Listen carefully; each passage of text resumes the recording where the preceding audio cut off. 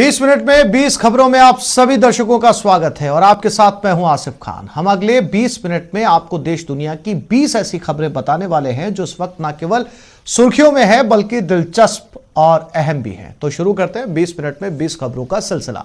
सबसे पहले देखते हैं राजस्थान की कौन कौन सी खबरें इस वक्त अहम हैं।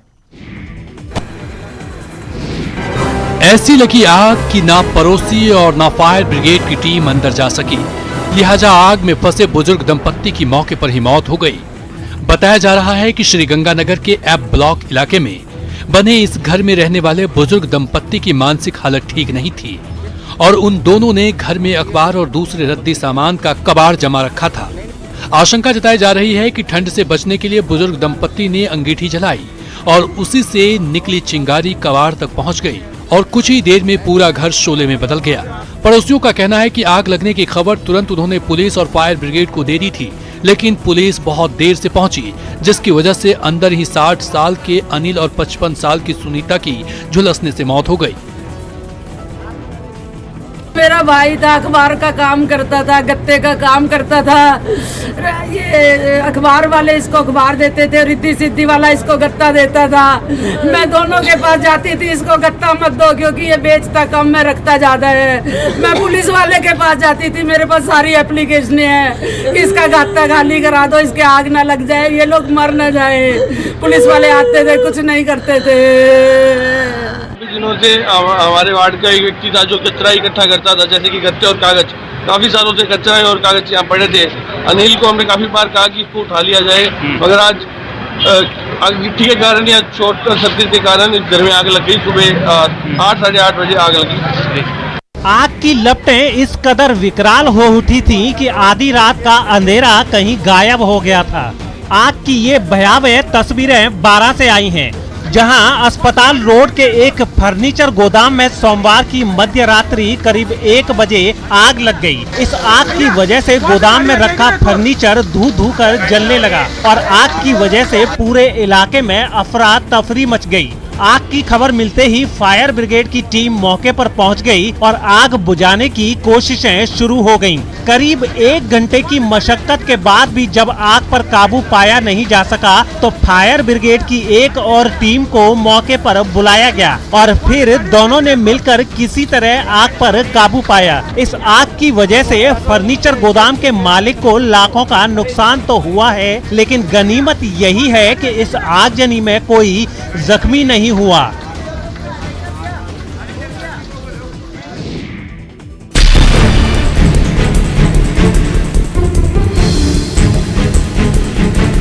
टुकड़े टुकड़े हो चुकी कार, ट्रैक्टर ट्रॉली से बाहर निकली कड़वी और बुरी तरह बिगड़ गई ट्रक की तस्वीरें ये बयां करने के लिए काफी हैं कि यहाँ इनकी महा टक्कर हुई है। महा टक्कर की ये तस्वीरें अलवर से आई हैं, जहां जयपुर हाईवे पर दुदेड़ा गांव के पास कोहरे की वजह से रॉन्ग साइड से आ रहे कड़वी से भरे ट्रैक्टर ट्रॉली से ब्रेजा कार टकरा गई। इस टक्कर के बाद कार में बैठे सवार संभल पाते कि पीछे से आ रहे एक ट्रक ने भी कार और ट्रैक्टर ट्रॉली को टक्कर मार दी। इस टक्कर की वजह से कार के चिथड़े उड़ गए। इस टक्कर के बाद आसपास मौजूद लोगों ने कार में बैठे लोगों को बाहर निकाला और फिर उन्हें अस्पताल ले गए। पुलिस ने इस हादसे की जांच शुरू कर दी है। बताया जा रहा है कि जिस समय हादसा हुआ उस वक्त कार में बैठे लोग दिल्ली से गुजरात आ रहे थे।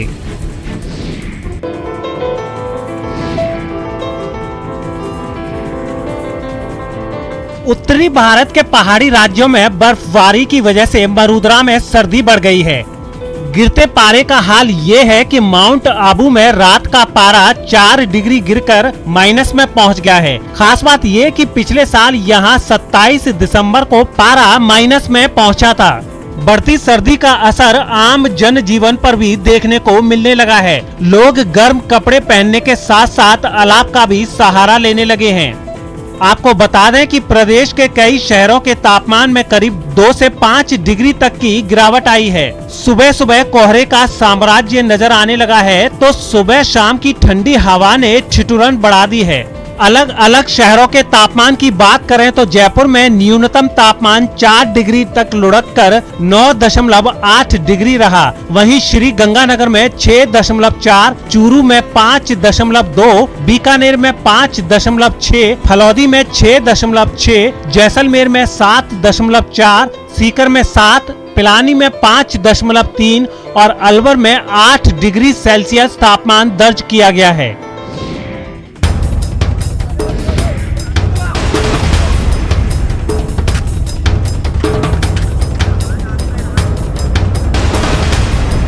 ऐसी पिटाई की कि देखने वालों के होश गुम हो जाए, पलकें झपकाना भूल जाए और पिट रहे शख्स की सलामती के लिए खुद ब खुद दुआओं के लिए हाथ उठ जाए।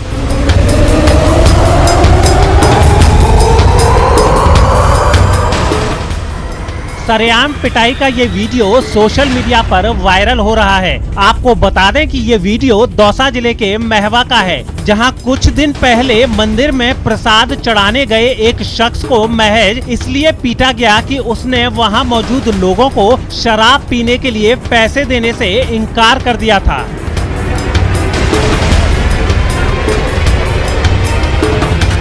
जिस शख्स की पिटाई हुई है उसका नाम रोहित सैनी है और इस पिटाई के बाद से उसकी हालत गंभीर है। आपको बता दें कि रोहित सैनी ने इस पिटाई को लेकर पुलिस में रिपोर्ट भी दर्ज करा दी है, जिसमें उसने चेतराम गुर्जर और दिनेश के खिलाफ केस किया है। पुलिस अब इस मामले की जांच में लगी है।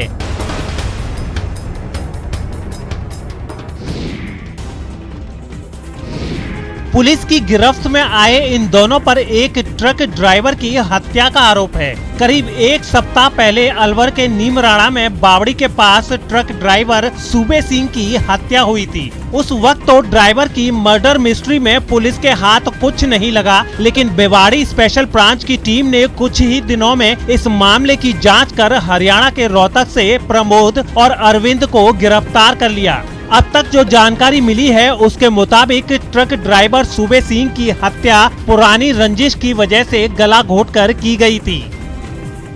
हत्या करने में मृतक के पूर्व जानकार ही शामिल थे। इनका मकसद डंपर को लूटना था, डंपर लूट के उसको बेचना। उसी के विरोध में इन्होंने डंपर के चालक सूबे सिंह को शराब पिलाई, शराब पिला के उसकी गला घोट कर हत्या की थी।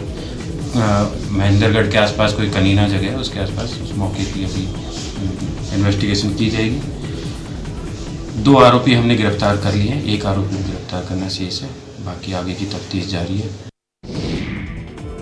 जयपुर में जिस साइकिलिंग टीम के सदस्यों को हरी झंडी दिखाकर 1400 किलोमीटर की यात्रा पर रवाना किया गया है, खास बात ये है कि इस टीम का डेस्टिनेशन पॉइंट भी जयपुर ही होगा। स्वच्छ पर्यावरण और निरोगी राजस्थान का संदेश लेकर राजस्थान रोड राइडर्स के सदस्य सोमवार को प्रदेश भर के अलग अलग जिलों की यात्रा पर निकले हैं। 17 सदस्यों वाली इस टीम में 15 साल से लेकर 52 साल तक के राइडर्स शामिल हैं।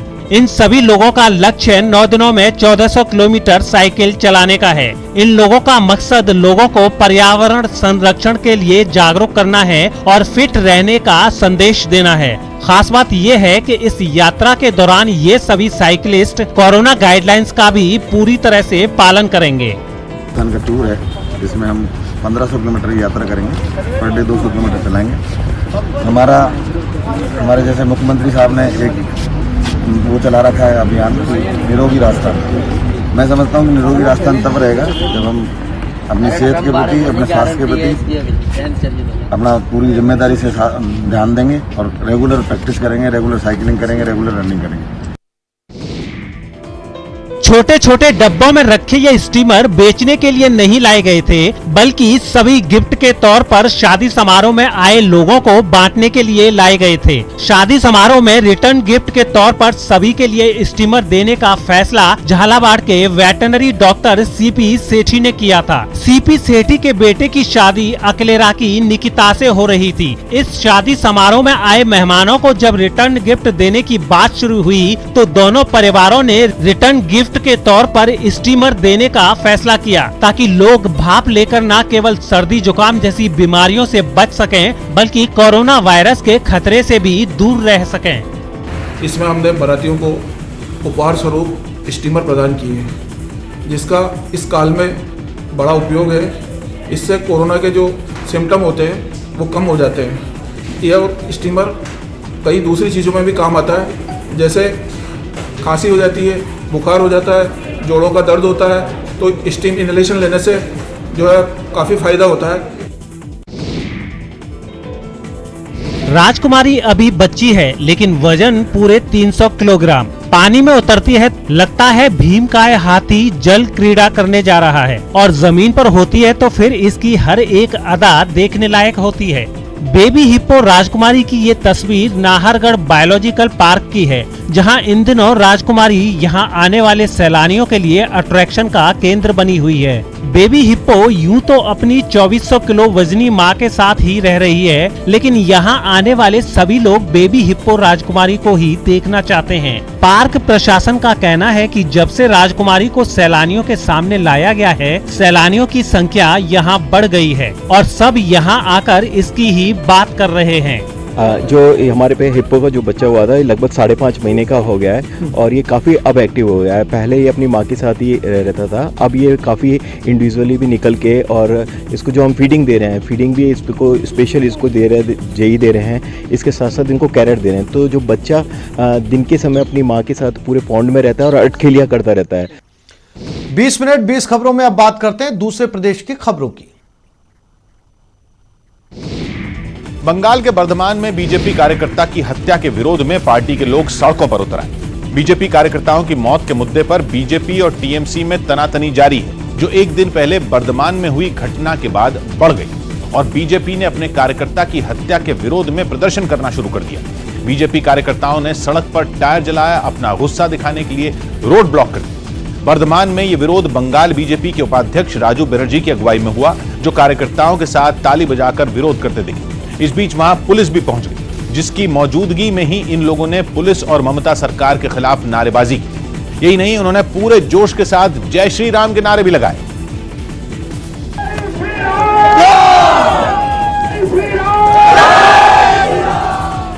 इससे पहले राजू बनर्जी उस पार्टी कार्यकर्ता के परिवार वालों से भी मिले, जिसकी मौत पर उन्होंने प्रदर्शन किया। बंगाल में पिछले कुछ महीनों में बीजेपी के कई कार्यकर्ताओं की हत्या हुई है, जिसका आरोप उसने टीएमसी पर लगाया है। बर्धमान की घटना के बाद पार्टी नेताओं ने एक बार फिर टीएमसी को उसी अंदाज में घेरा। अराजकता, उद्दंडता, खून खराबा, ये कल्चर बना दिया है तृणमूल कांग्रेस के लोगों ने। बीजेपी ने भले ही इस मुद्दे पर हमले जारी रखे, लेकिन टीएमसी एक दिन पहले ही साफ कर चुकी है कि उसका इस मामले से लेना देना नहीं है, जबकि बीजेपी ने राजनीतिक हिंसा के मुद्दे पर हंगामा जारी रखा। गुजरात के महसाणा में घोटाले के आरोप में घिरे पूर्व गृह राज्य मंत्री विपुल चौधरी के समर्थन में प्रदर्शन करने वाले लोगों ने हंगामा किया। विपुल चौधरी पर महसाणा की दूधसागर डेयरी का चेयरमैन रहते हुए 22 करोड़ का घोटाला करने का आरोप लगा है, जिसकी वजह से एक दिन पहले उन्हें गिरफ्तार किया गया था। लेकिन अगले ही दिन उनके समर्थन में प्रदर्शन होने लगा। महसाणा में दूध के कारोबार से जुड़े किसान डेयरी के बाहर इकट्ठा हो गए और प्रदर्शन करने लगे, लेकिन उन्होंने पुलिस से इसकी इजाजत नहीं ली थी, लिहाजा पुलिस ने उन्हें वहां से हटाना शुरू कर दिया, जिसके बाद इन लोगों ने बवाल कर दिया और पुलिस से भिड़ गए। पुलिस वालों ने जब भी प्रदर्शनकारियों को वहां से हटाने की कोशिश की, ये लोग उनसे उलझ गए। कई बार तो ऐसा भी लगा कि वो पुलिस से मारपीट करने लगेंगे। प्रदर्शन करने वालों का ऐसा रवैया देखकर पुलिस भी सख्त हो गई और जैसे को तैसे के अंदाज में उन्हें वहां से हटाने की कोशिश करने लगी। दूधसागर डेयरी में जनवरी में चुनाव होने वाले हैं, जिससे कुछ महीने पहले ही उसके पूर्व चेयरमैन विपुल चौधरी गिरफ्तार हो गए। जम्मू कश्मीर के पुंछ में पुलिस और सेना ने एक ज्वाइंट ऑपरेशन में 2 आतंकियों को ढेर कर दिया और एक आतंकी को जिंदा गिरफ्तार कर लिया। पुंछ में हुई ये मुठभेड़ कई घंटों तक चली और बर्फ से ढकी पहाड़ियों में गोलियों की तड़तड़ाहट गूंजती रही।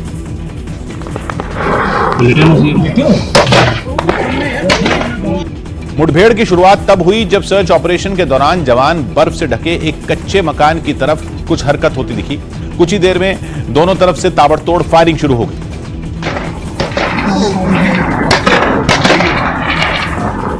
सूत्रों के मुताबिक सेना के अधिकारियों ने आतंकियों से सरेंडर करने की अपील की, लेकिन हथियार डालने के बजाय आतंकियों ने गोलीबारी तेज कर दी। ऑपरेशन के दौरान सुरक्षा बल ने 2 आतंकियों को ढेर कर दिया। मारे गए आतंकियों के कब्जे से राइफल, सैकड़ों गोलियां और बड़ी संख्या में ग्रेनेड बरामद हुए। दोनों टेररिस्ट जो है वो न्यूट्रलाइज कर दिए गए और एक टेररिस्ट एसोसिएट जो है वो गिरफ्तार किया गया है। जिन दो आतंकियों को ढेर किया गया वो दोनों पाकिस्तान से घुसपैठ कर कश्मीर में दाखिल हुए थे। दोनों की मदद करने वाले एक कश्मीरी आतंकी को सुरक्षा बल ने गिरफ्तार करने में कामयाबी हासिल की। माना जा रहा है कि इन दोनों आतंकियों को जिला विकास परिषद चुनाव में गड़बड़ी फैलाने का काम सौंपा गया था। उत्तर प्रदेश के पीलीभीत में दूल्हे की संदिग्ध हालात में मौत पर घर वालों ने सड़क जाम कर हंगामा किया। जिसकी मौत हुई उसका नाम लोकेंद्र सिंह था और वो गांव का प्रधान भी था। 9 दिसंबर को उसकी शादी हुई थी, लेकिन अगले दिन वो लापता हो गया और फिर उसका शव पेड़ से लटका मिला, जिसका पता चलते ही घर वालों में कोहराम मच गया। नाराज घर वालों ने उसकी हत्या का शक जताया और गांव के लोगों के साथ मिलकर सड़क जाम कर दी। इस दौरान वहां लोगों ने जमकर हंगामा भी किया।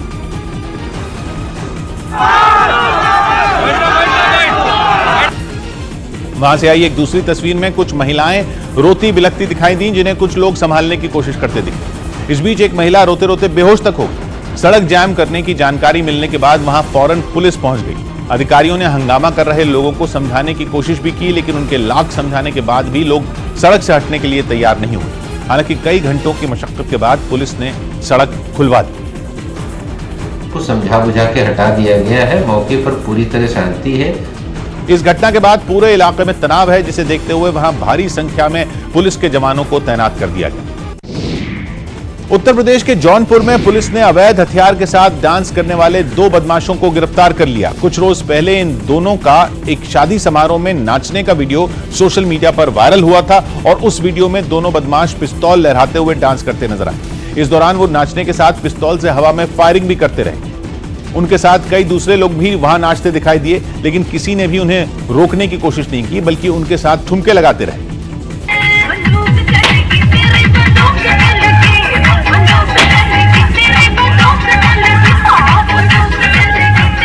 बाद में इन दोनों बदमाशों का पिस्तौल के साथ शादी समारोह में डांस करने वाला वीडियो सोशल मीडिया पर वायरल हो गया, जिसके बाद पुलिस ने मामले में कार्रवाई करते हुए दोनों को गिरफ्तार कर लिया और उनके पास से अवैध तमंचा भी बरामद कर लिया।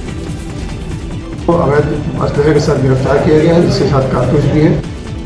पूछताछ में पता चला कि एक बदमाश आजमगढ़ का और दूसरा बदमाश जौनपुर का रहने वाला है। कर्नाटक के उडुपी से एक चौंका देने वाला वीडियो सामने आया, जिसमें एक कुत्ते का सिर बर्तन में फंस गया, जिसे बड़ी मुश्किल से बाहर निकाला जा सका। बताया गया कि उस पालतू कुत्ते ने खाने के लालच में बर्तन में मुंह डाल दिया, लेकिन वो उसमें फंस गया, जिसके बाद उस बर्तन को काटकर कुत्ते की जान बचाई जा सकी। वहां मौजूद लोगों ने एक छोटे हथौड़े की मदद से पहले स्टील के उस मजबूत बर्तन पर जगह जगह वार किए और फिर उसे किसी तरह काटा, तब कहीं जाकर उसका सिर बाहर आया।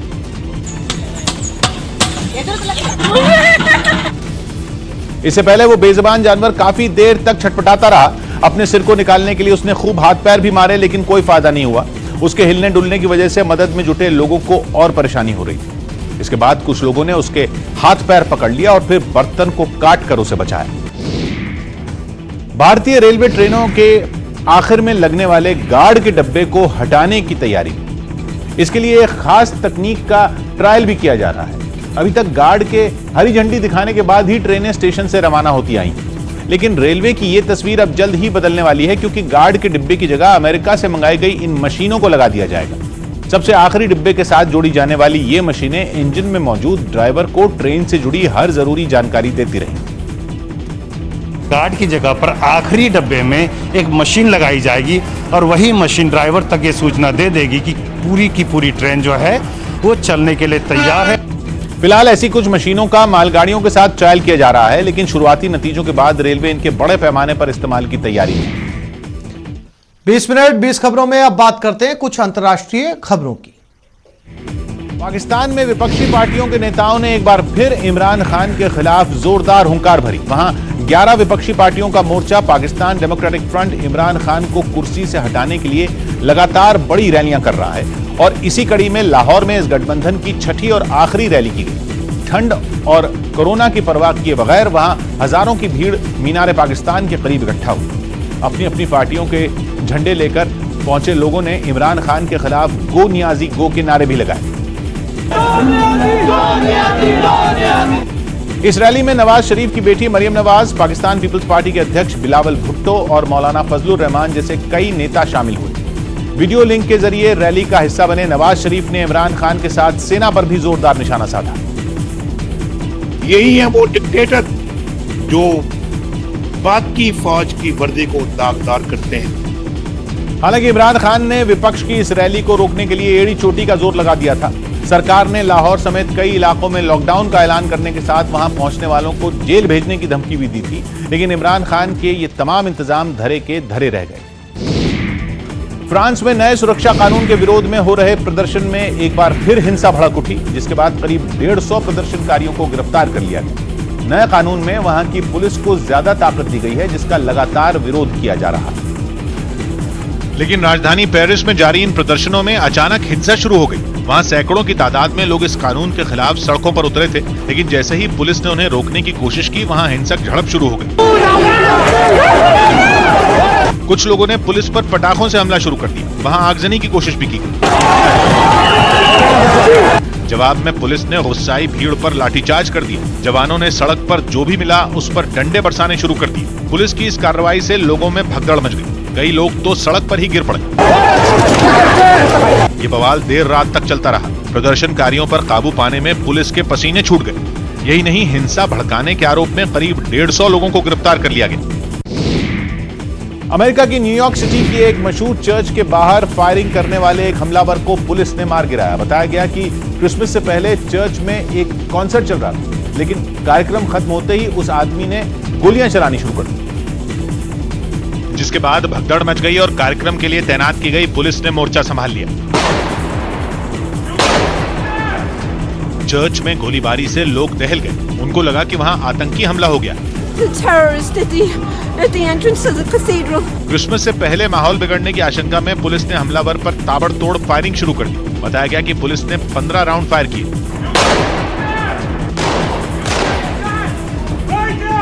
जैसे ही हमलावर ढेर हुआ, पुलिस वाले फूंक फूंक कर चर्च की सीढ़ियों पर बढ़े और चर्च के आसपास घेराबंदी कर दी गई।